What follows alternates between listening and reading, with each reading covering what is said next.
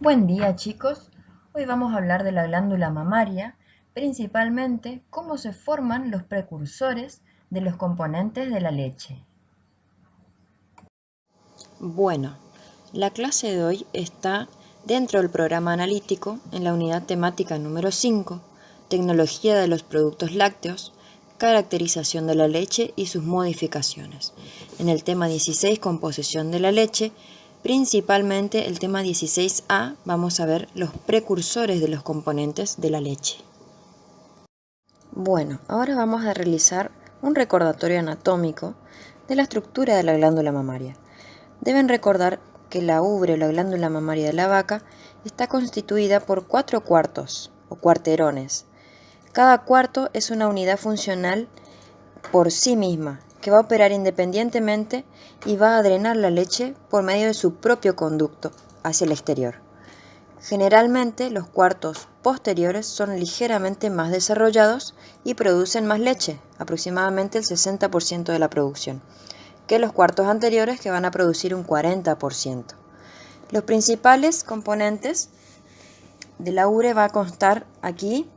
El aparato de sostén podemos observar, es un sistema de soporte conformado por un grupo de ligamentos y tejido conectivo que van a mantener a la ubre cerca de la pared corporal. Precisamente van a estar suspendidas sobre el hueso que va a conformar la pelvis, ¿sí? Van a haber fuertes ligamentos que van a ser deseables debido a que van a ayudar a prevenir la ocurrencia de una ubre péndula o pendiente, minimizando el riesgo de lesiones, y van a evitar dificultades al momento de realizar el ordeñe y utilizar los equipos de ordeñe. Actualmente en las vacas lecheras la ubre puede llegar a pesar 50 kilos o más, debido a la gran cantidad de tejido secretor que posee y de leche que se va a acumular entre los ordeños. Las principales estructuras que van a soportar la ubre son el ligamento suspensorio medio y los ligamentos suspensorios laterales. El ligamento suspensorio medio es un tejido elástico que va a fijar la ubre a la pared abdominal.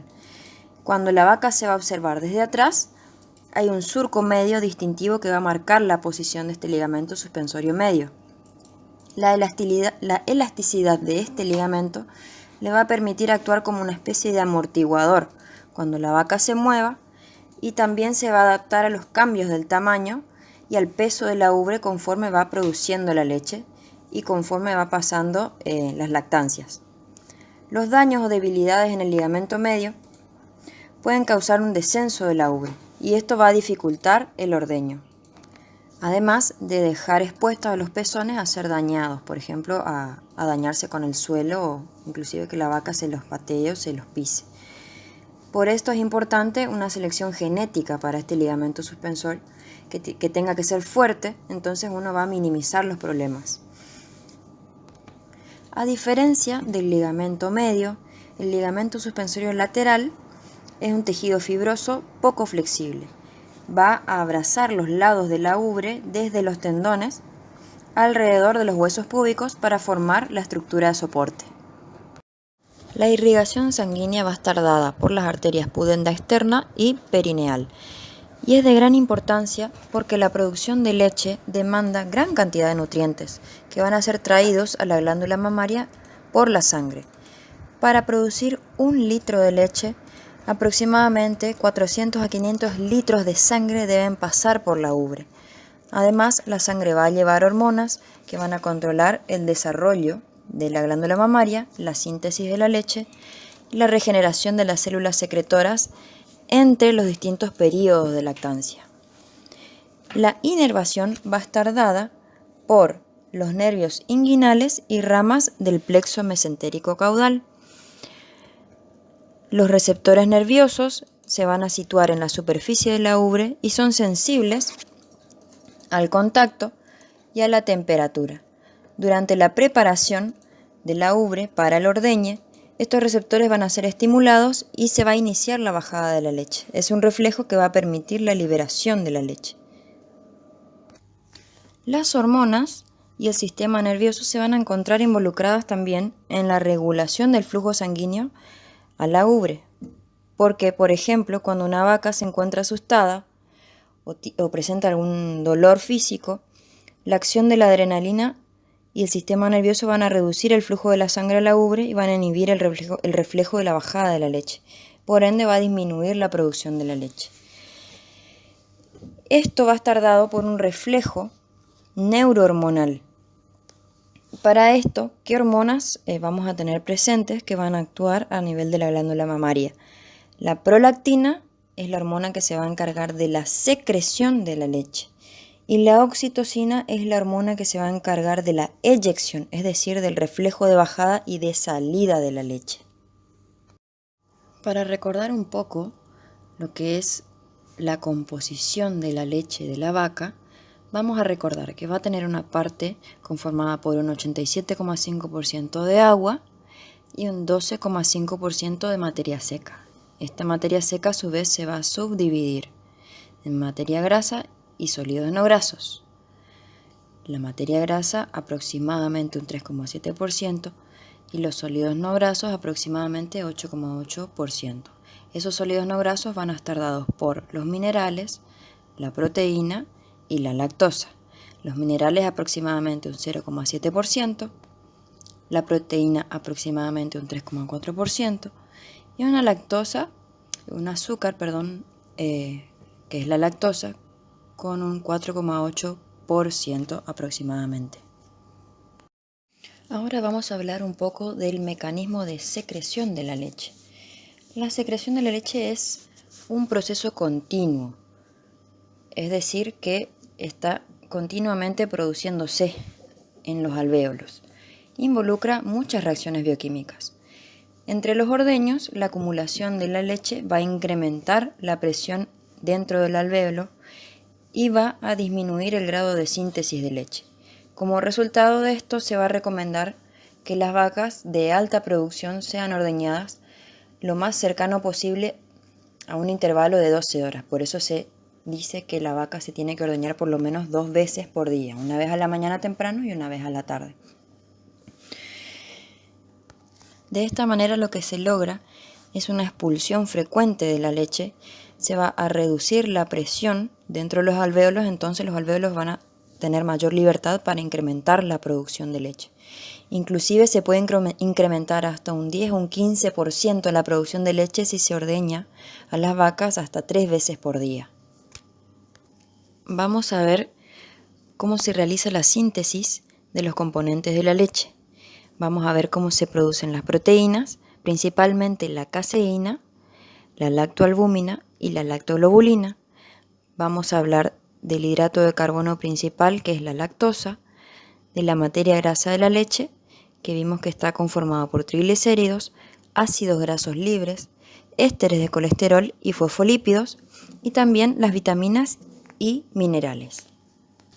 Vamos a ver también el rol fundamental de la glucosa, que va a ser fundamental como fuente de energía, como unidad estructural para la formación de la lactosa y también va a proporcionar fuente de glicerol que va a ser necesario para la síntesis de la materia grasa por parte de la célula secretora.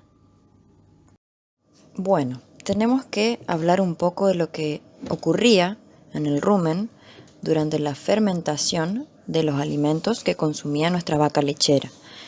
Teníamos entonces que podía consumir los forrajes ricos en fibra o también concentrados ricos en almidones. Todo esto, en el rumen, los microorganismos responsables van a desdoblarlo en glucosa y esa glucosa no permanece como glucosa en sí, sino que va a ser transformada al ácido pirúvico y a su vez el ácido pirúvico puede resultar en lo que conocemos como ácidos grasos volátiles, que son el ácido acético, el butírico, el propiónico y también durante la fermentación va a haber producción de dióxido de carbono y metano que van a ser expulsados como gas en los eructos. Entonces, tenemos que saber que el ácido acético, el ácido propiónico y el ácido butírico son ácidos grasos volátiles y van a conformar más del 95% de los ácidos producidos en el rumen.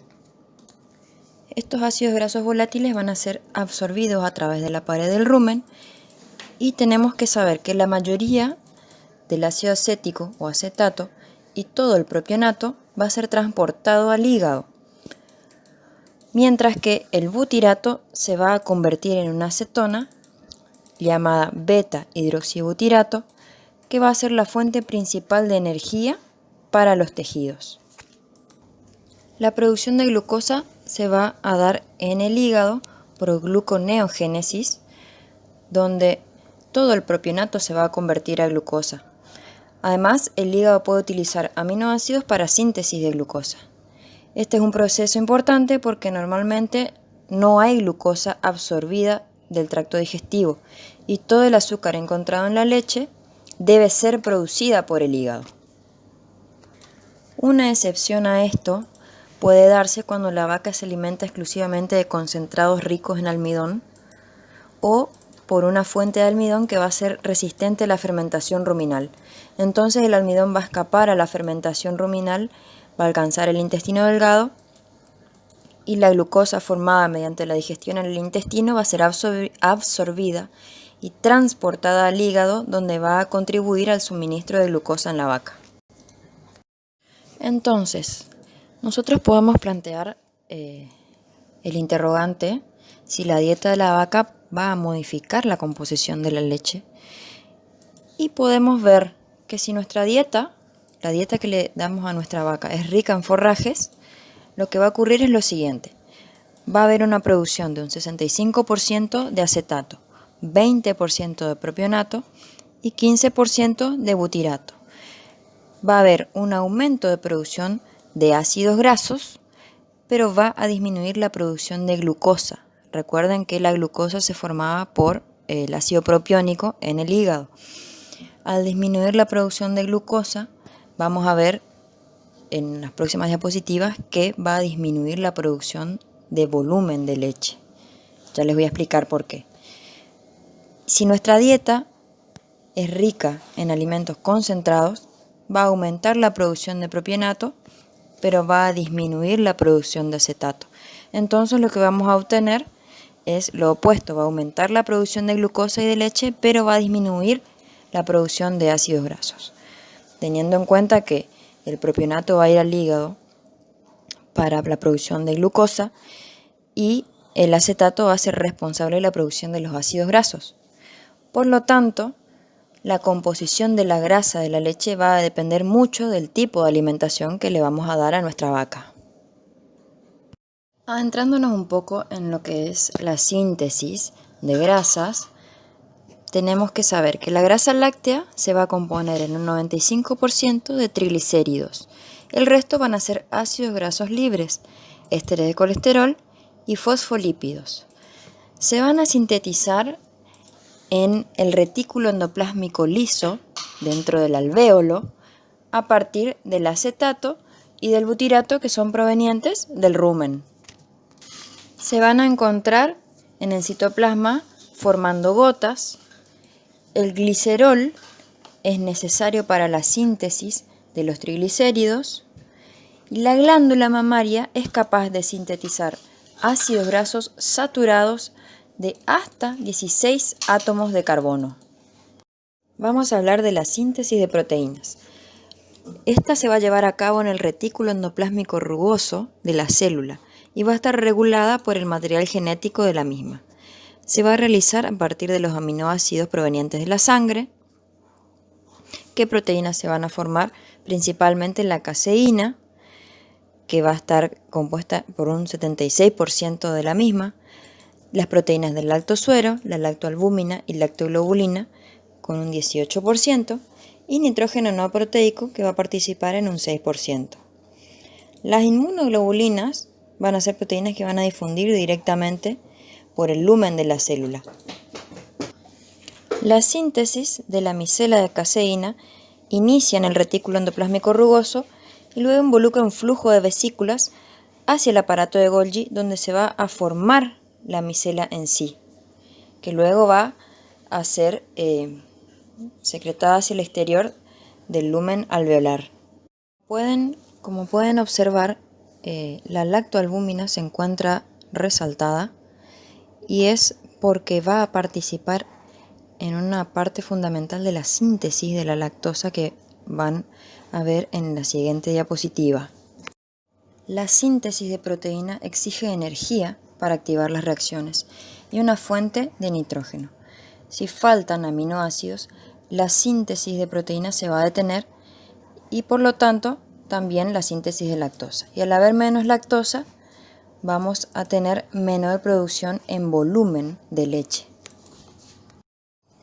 La síntesis de la lactosa es importante porque es el azúcar específico de la leche, es decir, que se va a encontrar únicamente en la leche de la vaca, no se va a encontrar en el resto del organismo del animal.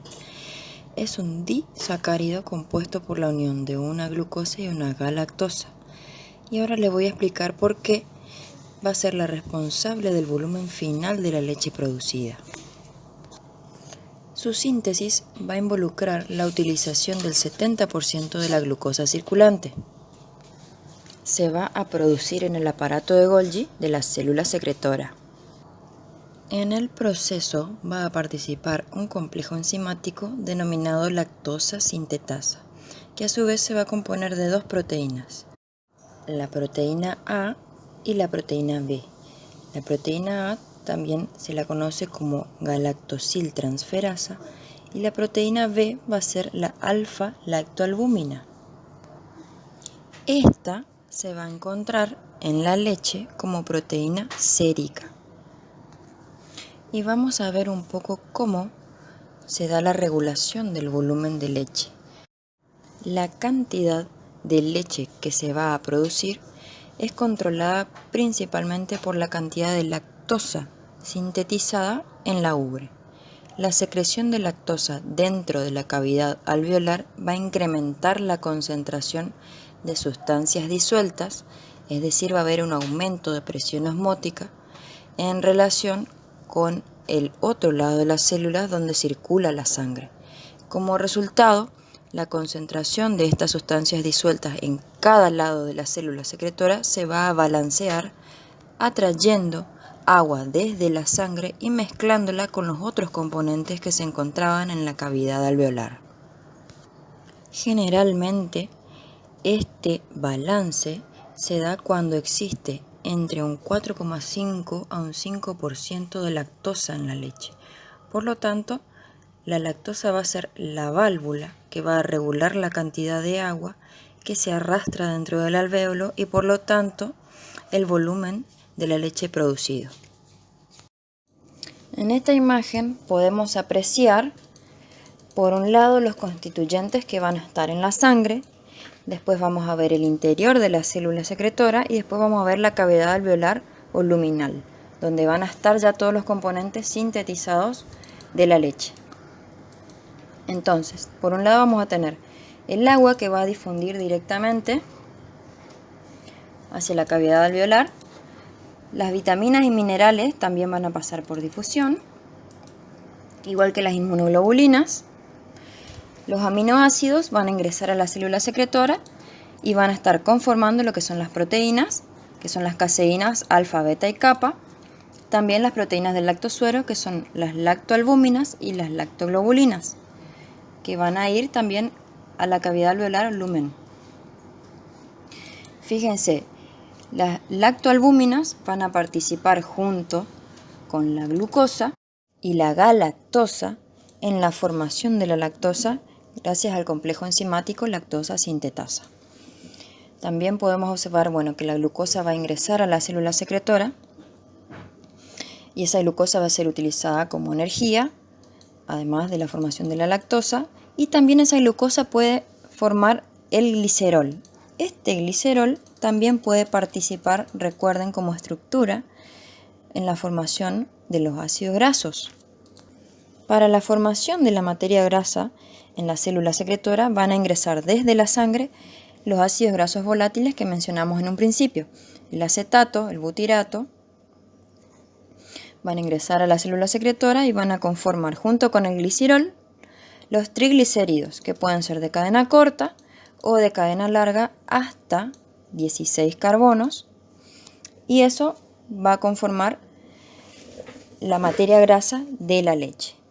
Y pueden observar en esta imagen la importancia de la lactosa que les mencioné, el poder osmótico que posee, que va a traer el agua hacia la cavidad alveolar y va a ser la responsable de la cantidad final o volumen final de la leche.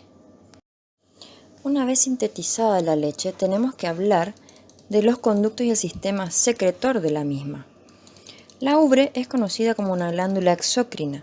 Esto significa que la leche va a ser sintetizada en células especiales que se van a agrupar en alvéolos y luego va a ser excretada fuera del cuerpo por medio de un sistema de conductos que funciona de la misma manera como los afluentes de un río.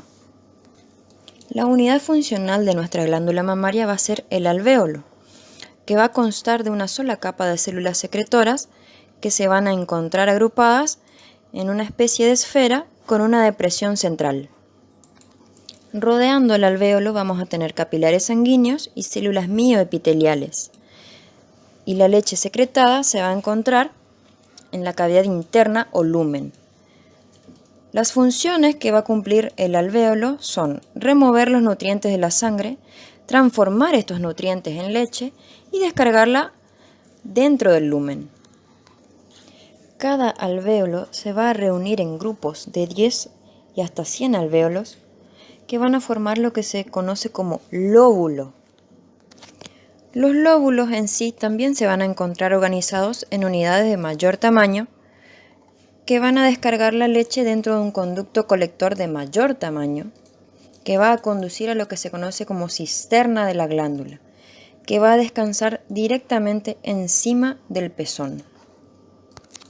Entonces, la ubre se va a encontrar compuesta de millones de alvéolos donde se va a secretar la leche.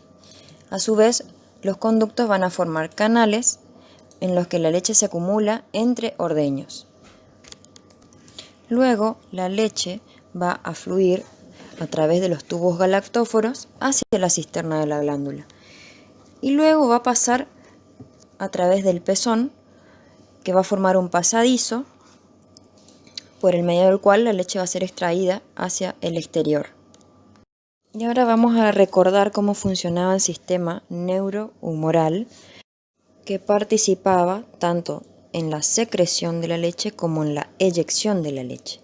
Para esto vamos a mencionar que existen hormonas de preparación, como por ejemplo la foliculina, que va a provenir del ovario y de la placenta, y la progesterona, que va a provenir del cuerpo lúteo.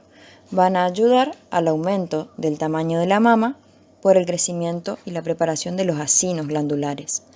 La foliculina va a desaparecer en el momento del parto para instaurarse en este momento la prolactina. Y la prolactina lo que va a hacer es mantener en el tiempo la producción de leche. En cuanto a las hormonas de evacuación o eyección, tenemos que saber que el parto va a desencadenar la secreción de la leche y su evacuación va a estar determinada por la oxitocina, que es una hormona secretada por la hipófisis y va a llegar a la ubre por la sangre. Su acción es rápida y fugaz. Esto tiene que ser muy tenido en cuenta y a consideración porque en la definición de leche del Código Alimentario Argentino decimos que la leche es el producto obtenido por el ordeñe total e ininterrumpido de la vaca. Cuando se refiere a total e ininterrumpido, hace mención a que debe ser completo, es decir, extraer todo el volumen de leche por ordeño. Ininterrumpido se refiere al tiempo que tarde esta hormona en realizar la bajada de la leche, es decir, aproximadamente y en promedio 5 minutos debería durar el ordeño. Y para terminar, vamos a discriminar la distribución de la leche en esa glándula mamaria. Vamos a tener una leche cisternal, una leche alveolar y una leche residual. La cisternal va a ser parte de un 20 a un 35% de la producción total de leche. Es la primera que se va a obtener al inicio del ordeñe. Su contenido en grasa va a ser bajo. La leche alveolar va a conformar un 50 a un 70% de la producción total, es la que se va a obtener 15 a 20 segundos más tarde y va a estar contenida en los acinos alveolares. Su tasa butirosa va a ser elevada y la leche residual solo se va a obtener si realizamos una inyección de oxitocina a la vaca y va a representar un 10 a un 15% de la producción y su tasa butirosa va a ser la más elevada. ¿Y esto por qué creerían ustedes que se da? Si ustedes tienen en cuenta la composición de la materia grasa, si tienen que dejar la grasa, la leche en reposo, van a ver que la grasa va a ascender. Entonces, anatómicamente hablando, ocurre lo mismo. Teniendo en cuenta que la leche alveolar es la que tiene la tasa butirosa más elevada, los alvéolos van a situarse por arriba de la estructura de la glándula mamaria. Por eso va a tener mayor cantidad de grasa. Y la leche cisternal va a contener una tasa butirosa baja porque la cisterna de la glándula mamaria se encuentra por debajo de los alvéolos. Bueno chicos, acá les dejo la bibliografía del tema de hoy y cualquier duda que tengan no duden en consultarme. Saludos.